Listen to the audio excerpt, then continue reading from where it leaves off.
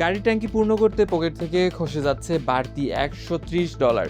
যুদ্ধের ময়দান মধ্যপ্রাচ্যে হলেও এর সরাসরি প্রভাব এখন খুদ যুক্তরাষ্ট্রের সাধারণ মানুষের রান্নাঘর আর পকেটে। খুদ ক্যালিফোর্নিয়াবাসীরাই এখন ট্রাম্পের এই যুদ্ধনীতির উপর চরম ক্ষুব্ধ। ইরানের সঙ্গে যুক্তরাষ্ট্র ও ইসরায়েলের সংঘাতের জেরে বিশ্ববাজারে জ্বালানি তেলের দাম এখন আকাশচুম্বী। 2022 সালের পর এবারই সর্বোচ্চ পর্যায়ে পৌঁছেছে তেলের মূল্য। ক্যালিফোর্নিয়ায় প্রতি গ্যালন তেলের দাম $6 ছাড়িয়ে গেছে, যা যুদ্ধের আগে ছিল মাত্র $4.5।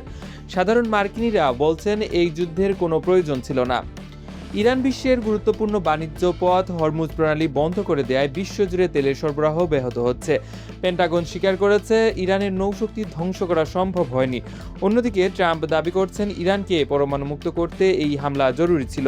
কিন্তু খোদ মার্কিন জনমত জরিপ বলছে 61% নাগরিকই এই যুদ্ধের বিপক্ষে।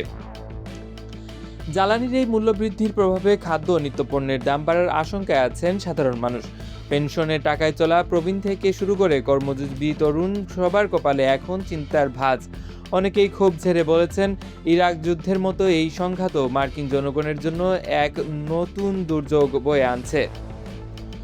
যুদ্ধবিরতির গুঞ্জন থাকলেও পরিস্থিতি এখনও থমথমে। আলোচনার টেবিলে সমঝোতা নাকি নতুন করে তেলের দামের রেকর্ড, এখন সেটাই দেখার বিষয়।